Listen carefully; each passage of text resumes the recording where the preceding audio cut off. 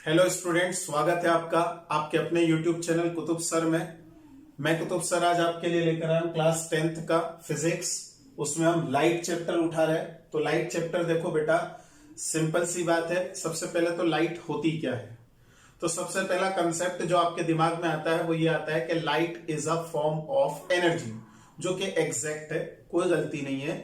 बस मैं इस कंसेप्ट को थोड़ा सा मॉडिफाई कर रहा हूं, और वो मॉडिफिकेशन क्या है।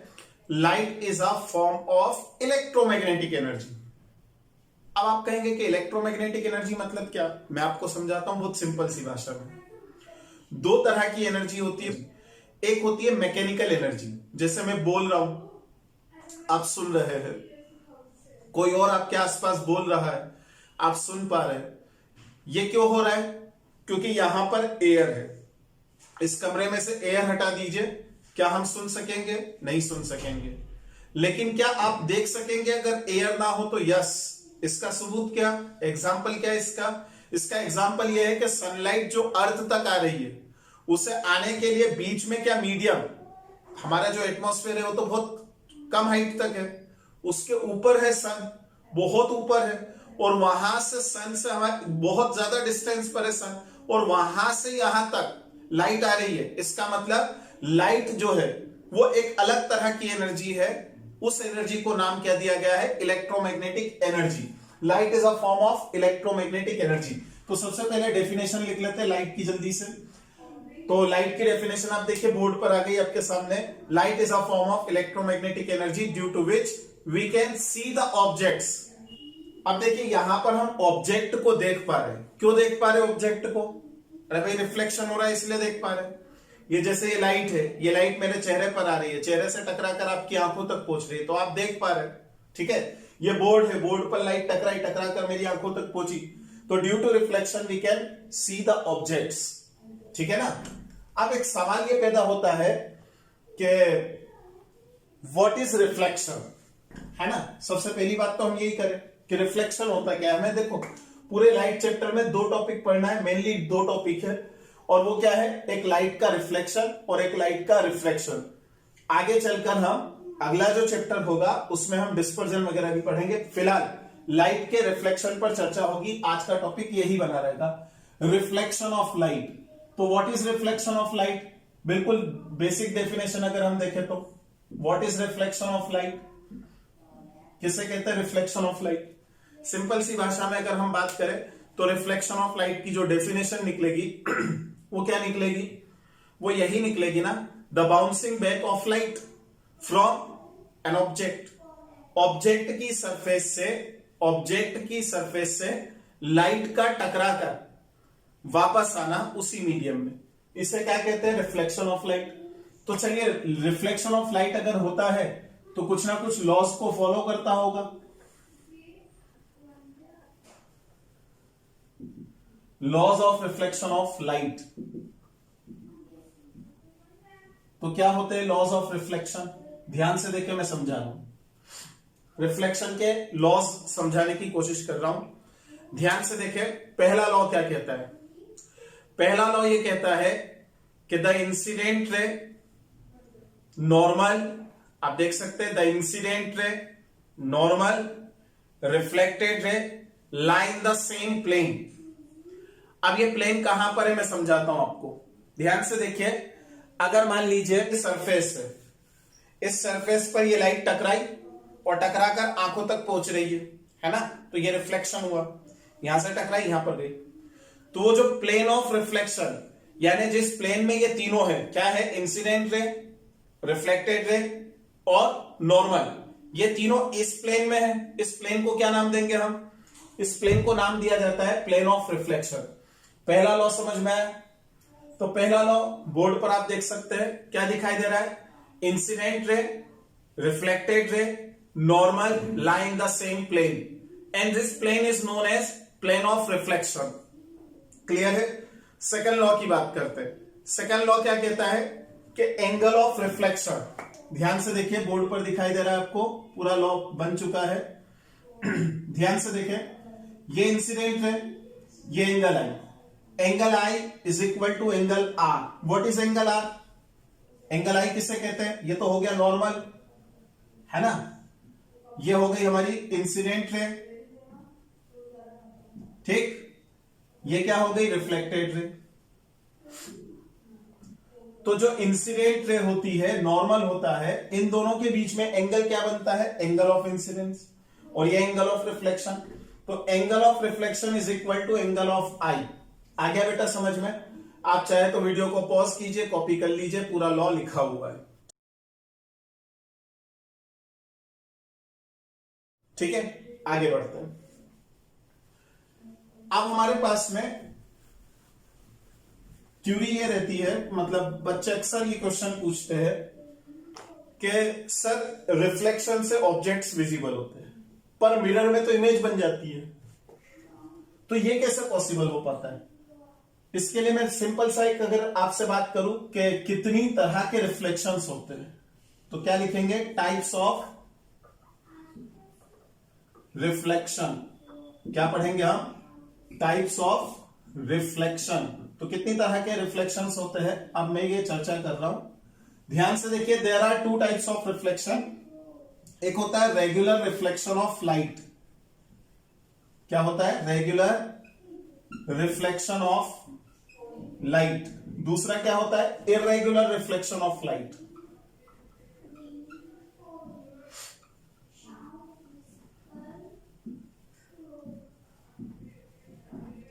पहला होता है रेगुलर रिफ्लेक्शन ऑफ लाइट, दूसरा होता है इर्रेगुलर रिफ्लेक्शन ऑफ लाइट। पहले रेगुलर रिफ्लेक्शन को समझ लेते हैं। रेगुलर रिफ्लेक्शन का मतलब होता है कि जो शाइनी सरफेसेस होती है, बोर्ड पर देख सकते हैं आपको शाइनी सरफेसेस दिखाई दे रही होगी, जैसे मिरर हो गया, है ना, या मेटल की बिल्कुल शाइनी सरफेस हो गई जिसको डिस्टेंस से देखा जा रहा है, उसमें इमेज बन रही है, ठीक है। तो जो शाइनी सरफेस होती है उससे होने वाला जो रिफ्लेक्शन होता है उसे हम किस कैटेगरी में डालते हैं, रेगुलर रिफ्लेक्शन ऑफ लाइट। और जो आप देख सकते हैं बोर्ड पर फिर से आपको दिखाई दे रही होगी, इर्रेगुलर सरफेसेस, मतलब अनइवन सरफेसेस। ऐसी सरफेसेस से जो रिफ्लेक्शन होता है उसमें सरफेस विजिबल हो जाती है। इससे क्या होता है, ये कब होता है, शाइनी सरफेस से। ये कहां पर ऑकर होता है, कौन सी सरफेस, अनइवन सरफेस, स्मूथ ना हो, ये स्मूथ सरफेस से और ये अनइवन सरफेस से। दूसरा जो रेगुलर रिफ्लेक्शन होता है, जो रेगुलर रिफ्लेक्शन होता है, ये भी लॉज ऑफ रिफ्लेक्शन को फॉलो करता है, ये भी लॉज ऑफ रिफ्लेक्शन को फॉलो करता है। लॉज ऑफ रिफ्लेक्शन तो फॉलो होंगे, आप कुछ भी कर लीजिए, लॉज ऑफ रिफ्लेक्शन फॉलो होते ही है, ठीक है। दूसरा तीसरे पॉइंट पर अगर हम बात करें तो जो रेगुलर रिफ्लेक्शन ऑफ लाइट होता है, आप डायग्राम देख सकते हैं, दो पैरेलल रे जो दिखाई दे रही है आपको, इंसिडेंट रे, वो आफ्टर रिफ्लेक्शन पैरेलल है रेगुलर रिफ्लेक्शन ऑफ लाइट में, आप देख सकते हैं। इर्रेगुलर रिफ्लेक्शन ऑफ लाइट में भी आप देखिए, जो दो पैरेलल रे है, आफ्टर रिफ्लेक्शन वो स्कैटर्ड हो गई है, फैल गई है, ठीक है। ये इर्रेगुलर रिफ्लेक्शन ऑफ लाइट।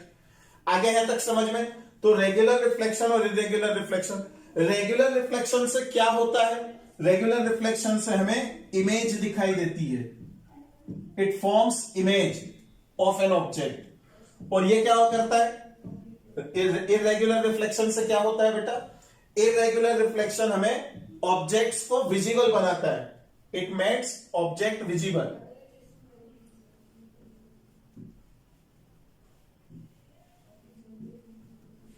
आगे यहां तक समझ में बेटा, कोई दिक्कत नहीं। अब हम बात करेंगे रे डायग्राम की। तो देखो, अगर मान लीजिए मेरे पास में प्लेन मिरर है, ये प्लेन मिरर, ठीक है, ये प्लेन मिरर MN।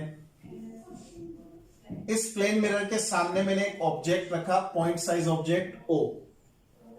यहां से मैंने एक रे निकाली, ये इंसिडेंट रे। इंसिडेंट रे के लिए आपको क्या करना होगा, ऑब्जेक्ट से मिरर की तरफ एरो बनाने होंगे। ये इमेज ये रे बन गई, कौन सी रे, इंसिडेंट रे। यहां पर आप क्या बनाएंगे, नॉर्मल। ये एंगल बना I, जितना एंगल I आया उतना ही एंगल ऑफ रिफ्लेक्शन आएगा ऊपर की तरफ। आया समझ में बेटा। अगर हम यहां पर एक और रे बनाए, कैसे बनाए, मान लो ये रे बना दी मैंने, अब देखो इस रे के लिए जितना एंगल ऑफ इंसिडेंस रहेगा उतना ही एंगल ऑफ रिफ्लेक्शन, नॉर्मल भी यहीं पर बनेगा, ये नॉर्मल बना, इसी की डायरेक्शन में, नॉर्मल की डायरेक्शन में ही, नॉर्मल के अलोंग ही आपने इंसिडेंट रे निकाल दी, इसका मतलब एंगल ऑफ इंसिडेंस कितना रखा, 0, तो एंगल ऑफ रिफ्लेक्शन कितना होगा, 0।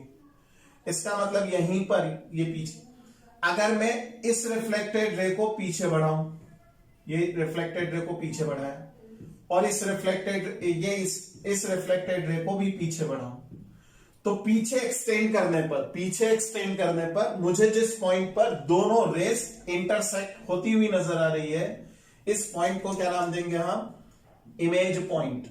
क्या बोलेंगे इसको, इमेज पॉइंट। इसका मतलब यहां पर हमने जो ऑब्जेक्ट लिया था उसकी इमेज कहां पर बनी, यहां पर बनी। बड़ी मजेदार बात क्या है कि अगर आपका मिरर प्लेन है तो यहां जितनी डिस्टेंस है, इस डिस्टेंस को कुछ कंसीडर कर लीजिए x, और मान लीजिए ये डिस्टेंस y है ना। तो जब अगर प्लेन मिरर होगा तो x और y इक्वल आएगा। क्लियर है बात, कॉपी कर लीजिए इससे।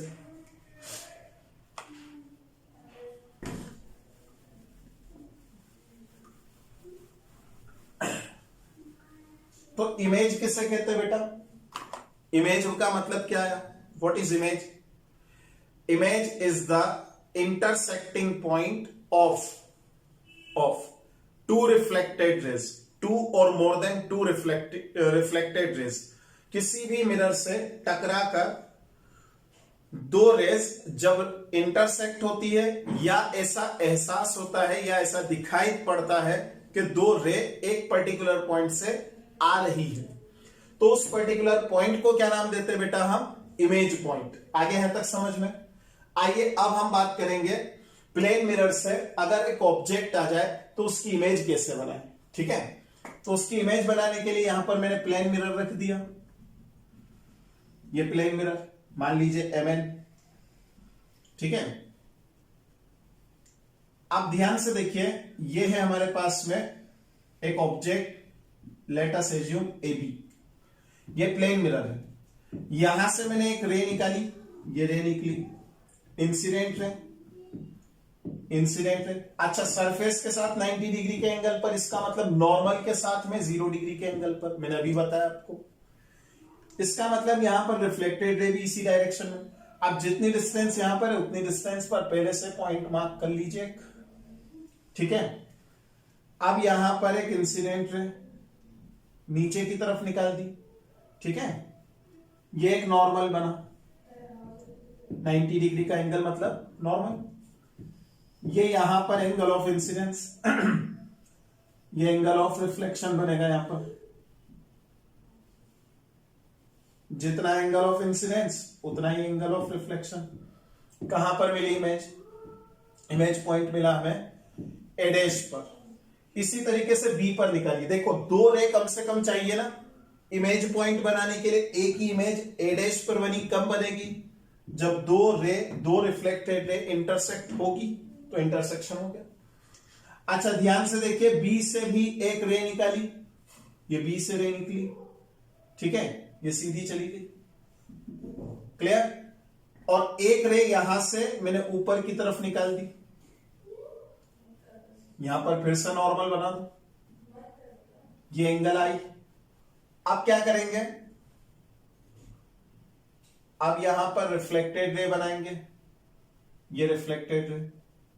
ठीक है बेटा, ये एंगल आर, इसको पीछे बढ़ाने पर ये कहां मिलेगी, ये यहां मिलेगी। ये क्या बन गया, बी डैश पॉइंट। तो what is A dash B dash?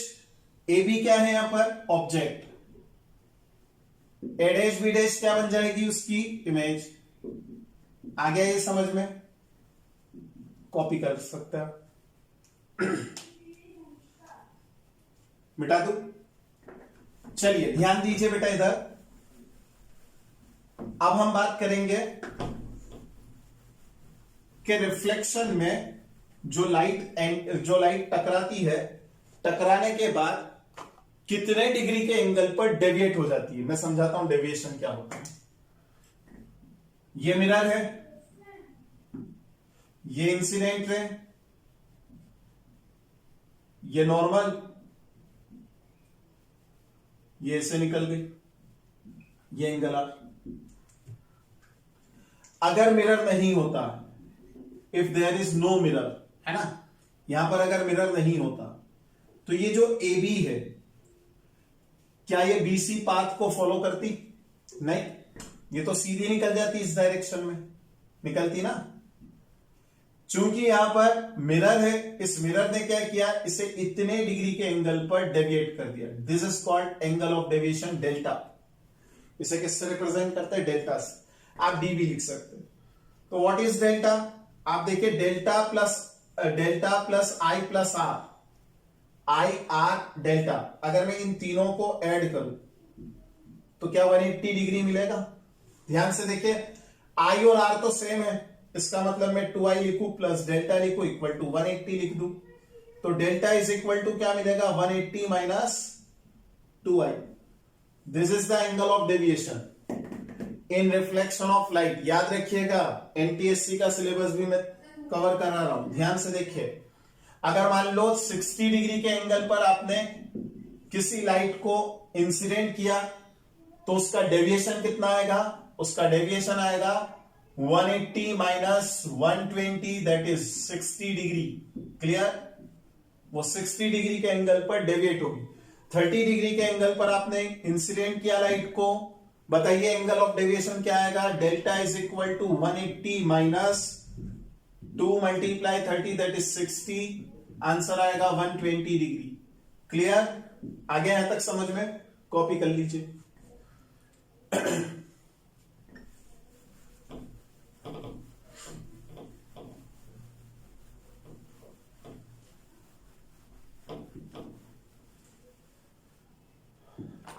चलिए अब हम बात करेंगे मिरर पर। ठीक है, कौन से मिरर पर? प्लेन मिरर तो हो गया। Types of mirrors.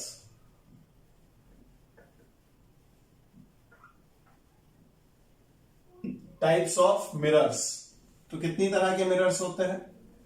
देखो बेटा, 3 तरह के बेसिक मिरर्स होते हैं। कौन कौन से? एक होता है प्लेन मिरर, जिस पर हम चर्चा कर चुके हैं। एक होता है प्लेन मिरर, दूसरा होता है, कौन सा मिरर होता है? देखो, प्लेन मिरर। दूसरा होता है स्फेरिकल मिरर। मैं आपको समझाता हूं स्फेरिकल मिरर्स क्या होते हैं। और तीसरा होता है पैराबोलिक मिरर्स। इसकी हालांकि हमें फिलहाल जरूरत नहीं है, क्योंकि 10th 12th लेवल तक भी पैराबोलिक मिरर्स की जरूरत नहीं पड़ती। बस एक टॉपिक में 12th क्लास के पैराबोलिक मिरर की जरूरत पड़ती है। फिलहाल हम इस पर चर्चा करेंगे। ये हो चुका है स्फेरिकल मिरर। स्फेरिकल मिरर किसे कहते हैं बेटा?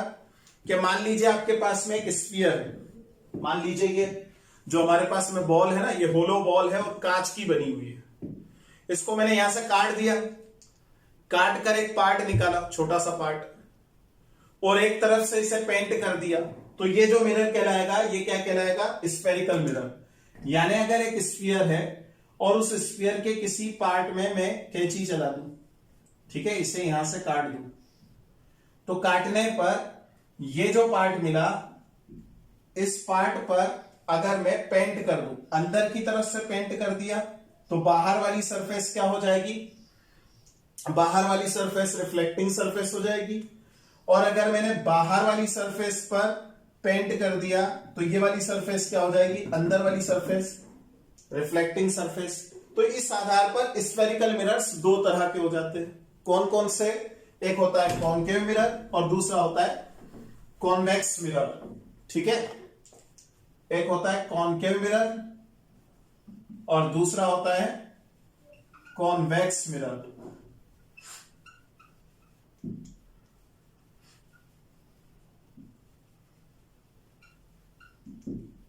आगे यहां तक समझ में?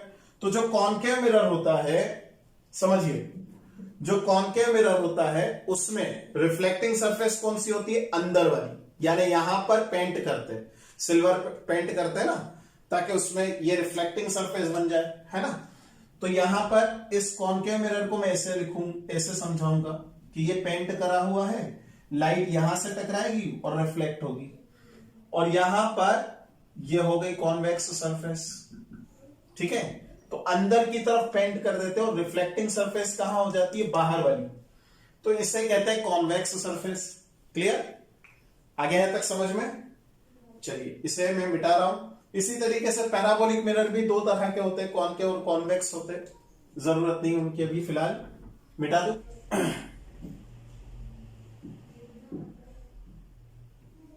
देखिए ये हमारे पास में एक स्फेरिकल बॉल है, ठीक है, बॉल तो स्फेरिकल ही होती है, कैसी कैसी बातें कर रहा हूं मैं। खैर एक स्फीयर है मेरे पास में, कांच का स्फीयर है, पतले कांच का स्फीयर है।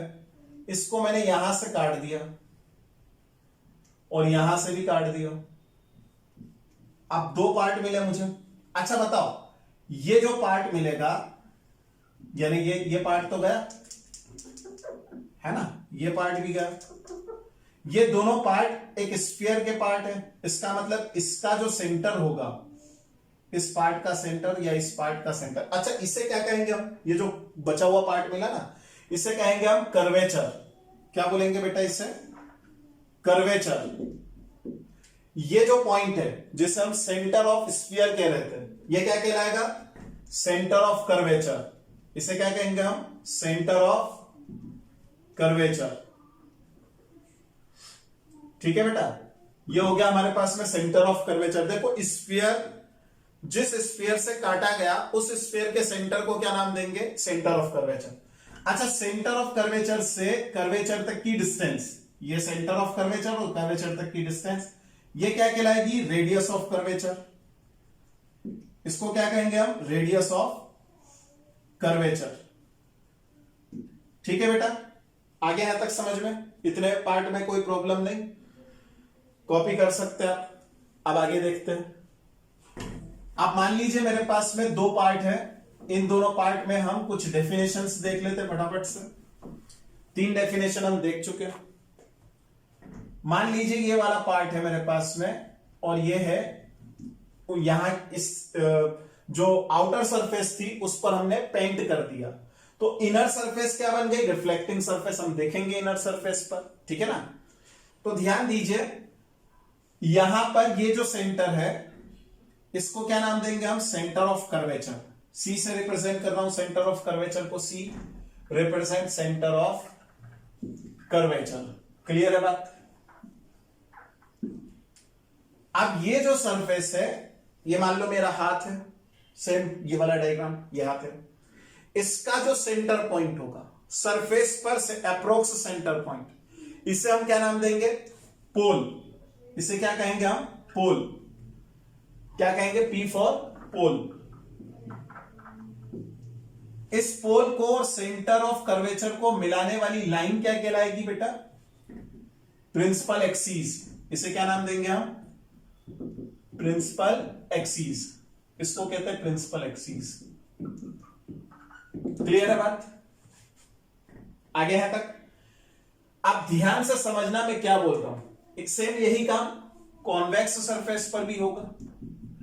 कॉन्वेक्स सरफेस का सेंटर ऑफ कर्वेचर यहां होगा, ये पोल होगा और ये principal axis.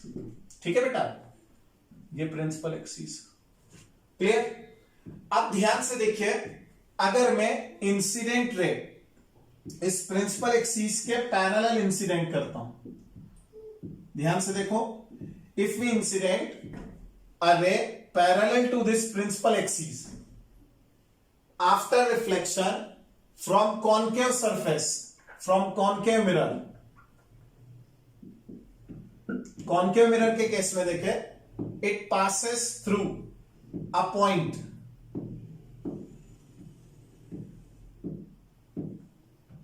Of principal axis. Principal axis के जिस पॉइंट से ये पास होती है, बस उसी को क्या कहते हैं? फोकस या प्रिंसिपल फोकस। यहां एफ क्या रिप्रेजेंट कर रहा है बेटा?